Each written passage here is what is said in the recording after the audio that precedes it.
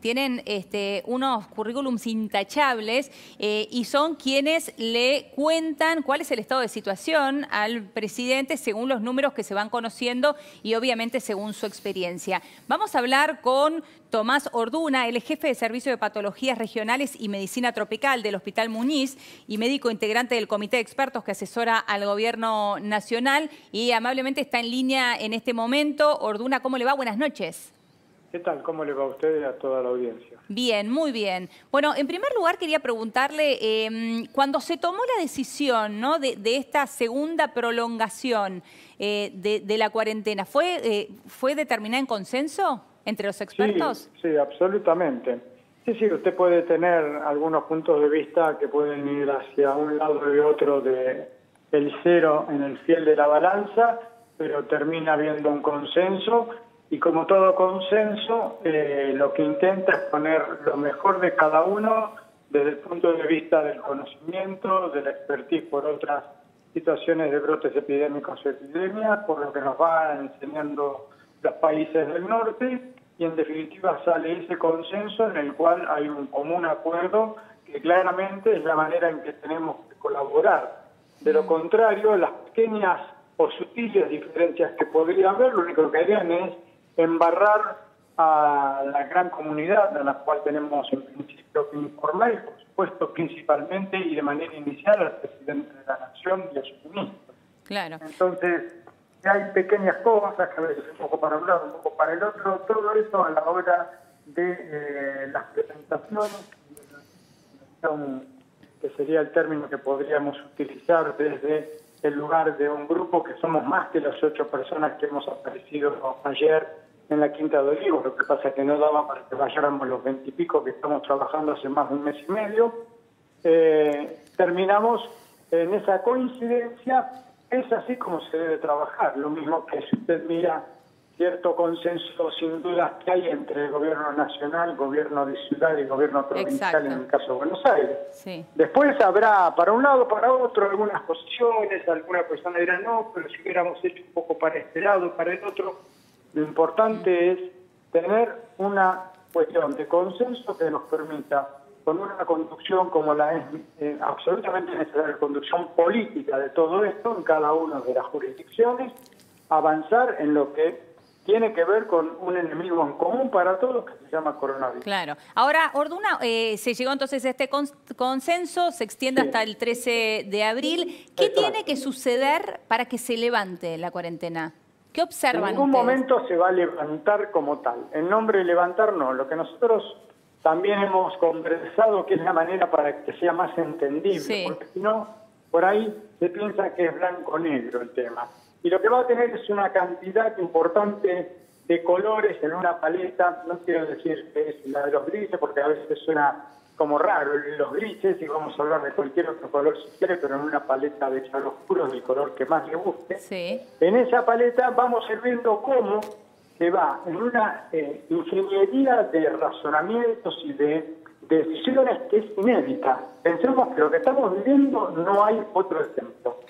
Porque si uno quisiera aún compararlo con epidemias como la de 1918, de la famosa gripe española, era otro mundo. Aquel era absolutamente otro mundo en todo sentido. Entonces, esto que se va construyendo tiene que ver con un nuevo conocimiento. Entonces, en esto de los diferentes tonos, no vamos a hablar de un levantamiento de la cuarentena. Lo que seguramente vamos a entrar es en otra fase del aislamiento social. Okay. Quizás abriendo algunos grifos que también tienen que ver con el movimiento de una economía que está muy frenada, aunque no está parada, pero está frenada.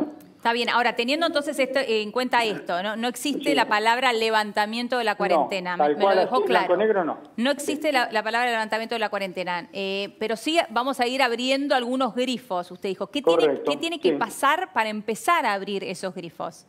Bueno, por empezar, que sigamos con una curva achatada, aplanada, como la que venimos viviendo, y que en estas 2 semanas nos permita decir, sin duda, que estamos en una situación en la cual determinadas cuestiones que pueden abrir, sosteniendo siempre, se abran las que se abran por el consenso, más los diferentes ministerios que tendrán que opinar cuáles son las cuestiones más sensibles que cada uno de los ministerios considera, etcétera.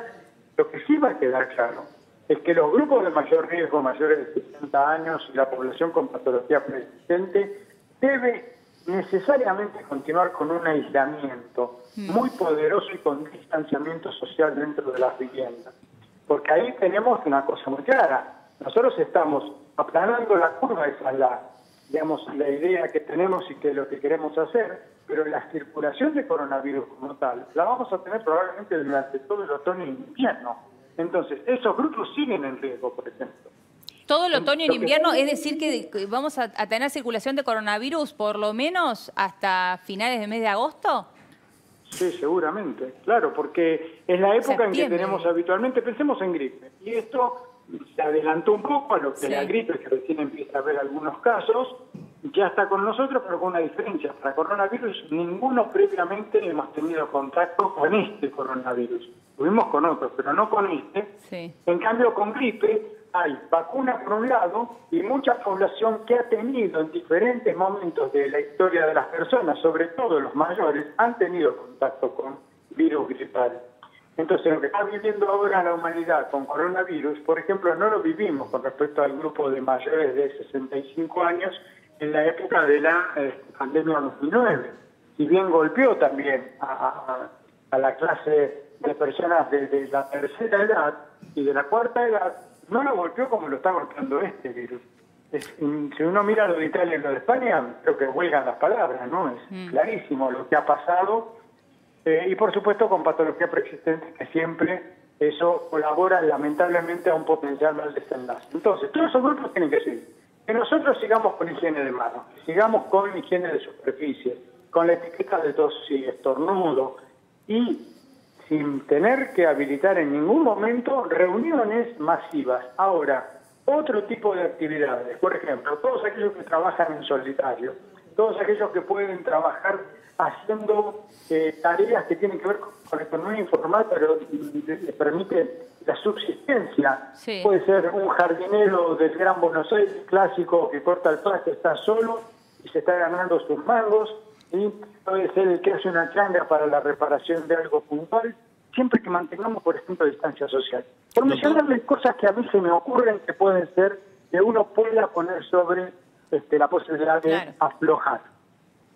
Doctor, teniendo en cuenta que el ministro de Salud ha dicho que el pico de contagios se espera para mayo probablemente, ¿es consistente el abrir, aunque sea una parte, un poco de esa cuarentena con el hecho de que el pico de contagios venga en mayo? ¿O hay que pensar que podría extenderse todavía un poco más el confinamiento actual?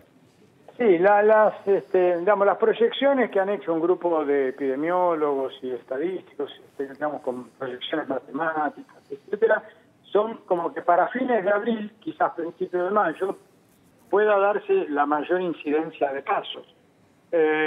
Primero, es la primera vez que, vamos a tener la llegada del frío cuando está circulando un virus nuevo, porque lo del norte comenzó cuando ya estaban en plena época invernal, ellos están saliendo en la primavera ahora. Así que eso es un factor que no sabemos cómo va a impactar. El otro factor es que en el norte no hay 40% de población con pobreza estructural, por lo cual eso es otro factor que tiene que ver con la circulación posible en lugares donde lo que hace desde la clase media para arriba, de tener un distanciamiento social dentro de un departamento, de una casa con ciertas comodidades, cuando vamos bajando en la escala social económica, eso no es tan fácil de lograr, y ahí no sabemos cómo se va a comportar, por ejemplo, el contagio entre personas. Entonces, todas estas variables pueden hacer que haya una fase de diferente textura, como mencionaba, en la tonalidad, y se irá viendo si hace falta en algún momento volver a la férrea cuarentena, lo cual nadie descarta, ni el propio presidente. En caso de ser necesario, porque hay un aconsejamiento, porque la situación epidemiológica lo amerita, si hay que volver a tener 15 o 20 días de cuarentena total, en ese sentido, en un extremo, habrá que hacerlo. El modelo más claro de la cuarentena que sirve nos lo mostró Chile. 65 días de férrea cuarentena, ellos dejaron de tener circulación autóctona, están regalando los excedentes de materiales de una manera muy clara, porque hay muchos países que necesitan material sanitario, están aconsejando al gobierno de Italia, por lo cual la cuarentena funciona. El problema es que nosotros no tenemos la espalda, como yo vengo diciendo, que tiene China económicamente. ¿Cómo estamos en el tema de testeos? Bueno, con eso estamos muy bien, porque este fin de semana ya con la llegada de un número muy importante de determinaciones, la distribución a 35 centros de parte del Instituto Malbrán, que son los centros de referencia habitual de virus respiratorios, nos permite comenzar a hacer mucho más diagnóstico a lo largo y ancho del país. Por eso no se extrañe nadie que podamos detectar más casos que están dentro de los leves, de los moderados, porque a todos los pacientes con patología grave respiratoria se les estuvo haciendo la metodología de buscarle coronavirus. Entonces, eso nos va a dar probablemente un cúmulo mayor de casos, creemos que no de muertos, pero sí de casos que están dentro de pacientes que quizás no se los estaba monitoreando, porque ahora ampliamos también la definición de casos sospechosos. Entonces, ¿vamos a tener más casos? Sí. Lo más importante en esto, el mejor marcador, más allá de los casos, es que no tengamos el mismo aumento en muertos. Eso está clarísimo. Así que, bueno, y aparte están llegando otros materiales de determinación, todos dentro de esto de la biología molecular, que tienen que ver con laboratorios privados productores, ¿no?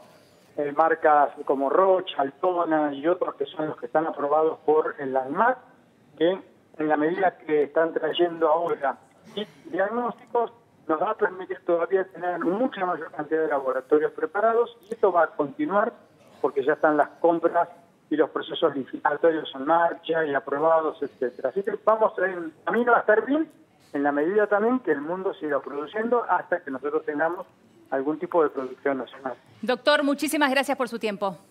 Buenas noches, que esté muy bien, cuidémonos. Muy bien, buenas noches. Vamos a ir ahora a una pequeña pausa en La Nación PM. Quédate ahí porque vamos a empezar a hablar de los grupos de riesgo, entre ellos los cardíacos. En minutos vamos a estar hablando con un cardiólogo para que nos cuente y nos dé respuesta a cuáles son los cuidados especiales que tiene que tener este grupo de riesgo. En minutos, ya venimos.